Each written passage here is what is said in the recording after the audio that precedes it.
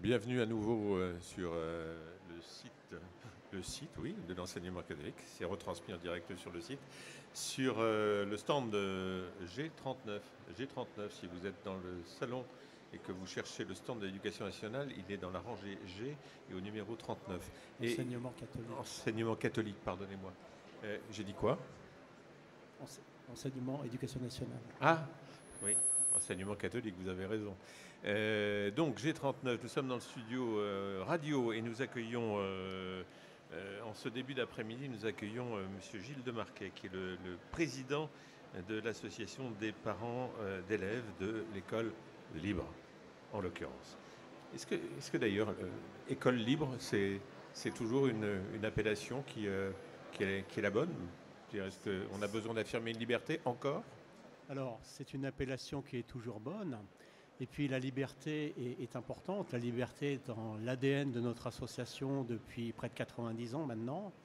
Parce qu'il me semble important que chaque parent, chaque famille puisse avoir la liberté de choix, de pouvoir faire le choix de l'école qu'elle souhaite avoir pour ses enfants. Quelle est la raison d'être, Monsieur Marquet, de cette présence que vous affirmez aux côtés de l'enseignement catholique au Salon des Mères? Alors, si nous sommes au Salon des Mères aujourd'hui, c'est parce que, on en a peut-être parlé déjà un petit peu dans vos différentes interviews aujourd'hui, c'est qu'il y a une communauté éducative dans nos établissements dont font partie à la fois les parents, les instituteurs, les professeurs, tout le corps pédagogique, la direction, bien sûr, tous les acteurs font partie de la communauté éducative. Donc il est logique pour nous, en tant que parents, d'être aux côtés du secrétariat général, aux côtés de la fédération des OGEC, aux côtés des directeurs diocésains, dans un environnement comme celui-ci du Salon des Mères aujourd'hui. Qu'est-ce que vous dites? Qu'est-ce que vous avez envie de dire aux maires que vous rencontrez, que vous allez rencontrer, que vous avez déjà rencontré sur un salon comme celui-ci? Quel est le message dont vous êtes porteur, que vous avez envie de leur faire passer? Alors, les maires, nous, bien évidemment, nous sommes présents dans plus de 5000 établissements, donc beaucoup d'établissements primaires, et les établissements primaires travaillent beaucoup avec les mairies. Bien évidemment, les parents qui sont adhérents chez nous et les parents qui ont fait le choix de mettre leurs enfants dans les établissements de l'enseignement catholique sont très engagés dans la vie de leur cité, sont en contact avec les mairies, sont parfois même pour certains élus locaux eux-mêmes. Donc il y a une relation naturelle qui se fait avec les mairies. Et c'est pour ça qu'il me semble important qu'on ait ce travail au quotidien avec les mairies pour pouvoir faire grandir tous les jeunes qui sont scolarisés dans nos établissements, mais également que quand il y a des choses à voir sur un plan administratif, qu'il y a des choses à voir sur un plan financier, qu'il y a des choses à voir sur des partenariats, ou que, également, ce qui me semble important, c'est qu'on puisse prendre part à la vie de la cité. Et donc, il faut être en relation avec les mairies pour ça, bien évidemment. Quelles sont les questions, par exemple, sur lesquelles vous intervenez? J'allais dire le plus souvent, ou peut-être moins souvent, mais donnez-nous un petit panel des sujets qui sont des sujets de préoccupation pour ceux que vous représentez et qui nécessitent une intervention, un dialogue avec le maire, par exemple. Alors, dans les sujets de dialogue avec le maire, il peut y avoir des choses très, très pragmatiques, du style, il va aller voir la kermesse, il y a besoin de matériel, donc on travaille ensemble pour récupérer du matériel, par exemple. Oui. Bon. Il y a d'autres sujets beaucoup plus nettement différents. Lorsque, par exemple, il s'agit de financement et de forfait, on travaille avec les OGEC et avec les mairies pour que les forfaits puissent être à un niveau qui soit le plus cohérent possible, par exemple. Est-ce que vous parlez également politique de territoire? Parce qu'en l'occurrence, il s'agit d'implantation sur les territoires, il s'agit de légitimité sur les territoires. Quel est le type de dialogue que vous pouvez avoir sur ces questions-là? Alors, sur ces questions-là, nous, en tant qu'association de parents d'élèves, on est forcément très intéressé par la présence territoriale. On a des établissements à un certain nombre d'endroits, dans des centres-villes, des périphéries, en zone rurale. Et c'est vrai qu'il nous semble important que chaque parent puisse faire le choix d'un établissement de l'enseignement catholique. Bon, pour cela, il faut qu'il y ait une offre en face et qu'il y ait la possibilité d'ouvrir également des établissements à des endroits où on n'est peut-être pas forcément présent. On sait qu'il y a des territoires qui sont créés récemment, quand on va dans banlieue, villes nouvelles, etc., et qui sont des endroits où on est moins présent historiquement. Il y a une manière de faire évoluer cette implantation. Est-ce que ça fait partie des missions que vous donnez à l'association que vous présidez? Alors ça fait partie des enjeux. Les enjeux de présence sur tous les territoires sont importants. Ça fait partie des missions aussi sur lesquelles on travaille, de façon à travailler de concert avec l'enseignement catholique pour que cette offre éducative de l'enseignement catholique puisse être proposée le plus largement possible dans les régions. C'est une réflexion plus globale, mais est-ce que vous avez l'impression qu'aujourd'hui on est en train de redécouvrir les corps intermédiaires et que d'une certaine manière c'est votre place aujourd'hui dans ces corps intermédiaires de faire passer un certain nombre de messages pour faire évoluer? D'une certaine manière, c'est aujourd'hui votre responsabilité, peut-être parce que ça n'est pas celle d'autres, mais peut-être parce que ça n'est plus celle d'autres, ou peut-être parce que certains ne l'assument pas. Est-ce que les corps intermédiaires, comme les associations, vous en faites partie, sont aujourd'hui au cœur, j'allais dire, de l'action? Alors, sont-ils au cœur de l'action? Je pense en effet qu'il y a beaucoup de changements actuellement dans le modèle que l'on voit actuellement en France, où il y a en effet un tissu associatif qui est fort, qui, contrairement à ce qu'on croit, le nombre de personnes qui s'engagent dans l'associatif ne baisse pas, continue à augmenter, mais avec peut-être des choses un petit peu différentes et dans des choses qui sont un peu moins structurées. Néanmoins, l'association qu'on représente, c'est quand même 947 000 adhérents. Donc c'est un corps qui est fort, finalement, et présent dans tous les territoires. Donc, en effet, il y a des dialogues à avoir avec les uns, avec les autres. Et c'est vrai qu'on est questionné régulièrement sur différents sujets.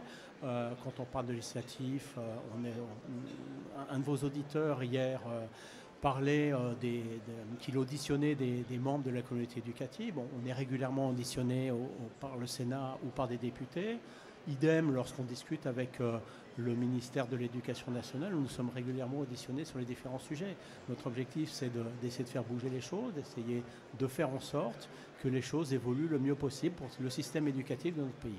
On a souvent parlé lors de ces échanges qui ont lieu dans ce sujet, on a souvent parlé de mixité sociale. Est-ce que l'association, elle est très représentative, j'allais dire, d'un pluralisme social? Alors, quand vous avez une association qui est présente dans tous les territoires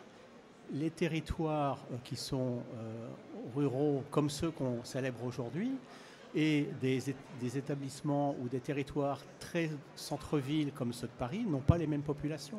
Donc on a une vraie diversité qui existe et j'avoue que j'ai fait beaucoup de rencontres dans les quelques années que je suis dans les appels, ça fait plus de 15 ans, et certainement j'ai rencontré des gens que je n'aurais pas pu rencontrer autrement. Parce qu'il y a une grande diversité, une grande richesse, et c'est cette diversité qui fait la richesse du mouvement. Et représentative de tous les territoires, qu'ils soient ruraux, périurbains, urbains. Qu'ils soient ruraux, urbains, qui viennent des dom-tom également, de la même manière. De quelle manière est-ce que votre association peut-elle assumer le fait d'être une force de proposition? Alors, notre objectif, c'est en effet les parents sont force de proposition. Et nous, en tant qu'association, on propose des choses et pour contribuer à la réflexion éducative. Je donne un exemple. La semaine prochaine, on organise au Sénat un petit déjeuner débat autour des enjeux de la maternelle. Pourquoi? Parce qu'il va y avoir des réflexions qui vont commencer et il nous semble important de pouvoir contribuer à ces réflexions. Donc ça va se traduire par quoi?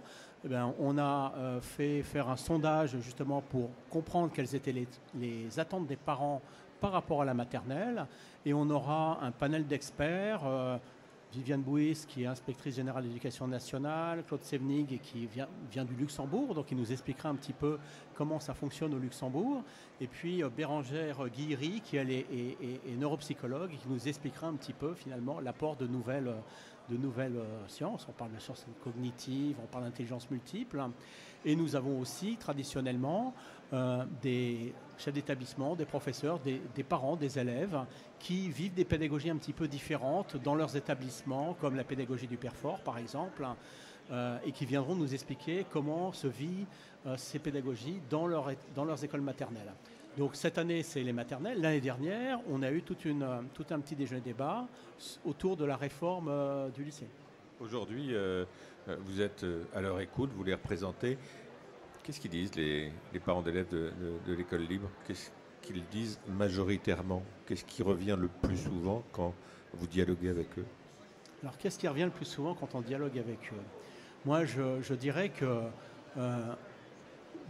beaucoup font le choix de cet enseignement pour leurs enfants par rapport à l'approche éducative qui est faite au sein de l'enseignement catholique.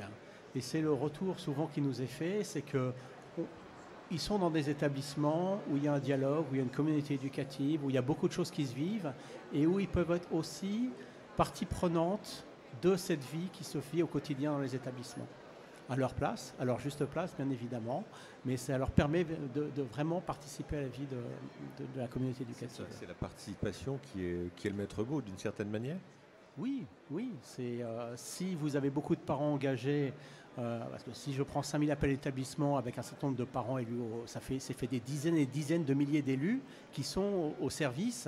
Et j'insiste souvent sur ce mot de service parce que quand on représente les parents, on est au service. On est au service des parents, on est au service de la communauté éducative, on est au service de nos enfants. Et ça m'apparaît extrêmement important parce qu'on est au service d'une mission qui est celle d'aider à faire grandir nos jeunes. Il y a des inquiétudes chez les parents d'élèves? Bien sûr. L'inquiétude de l'avenir, elle est toujours importante. Il y a forcément des inquiétudes par rapport à des réformes à venir. Parce qu'évidemment, quand il y a des choses qui changent, on ne sait pas bien où on va. Et c'est normal qu'il y ait des inquiétudes. Et chaque parent veut le meilleur pour son enfant. Et forcément, on se pose des tas de questions. On vient de sortir hier le nouvel opus de notre revue Famille Éducation, qui est justement lié à l'accompagnement des devoirs. Vaste sujet, parce que ça, si ce n'est pas un sujet de stress pour les parents... Le devoir et les devoirs. Le devoir et les devoirs. Merci Gilles de Marquet d'avoir accepté de Marc participer à cette émission. On se retrouve dans pas très longtemps, dans quelques minutes, et nous recevrons d'autres invités. Donc on vous retrouve tout à l'heure. Merci à tout à l'heure.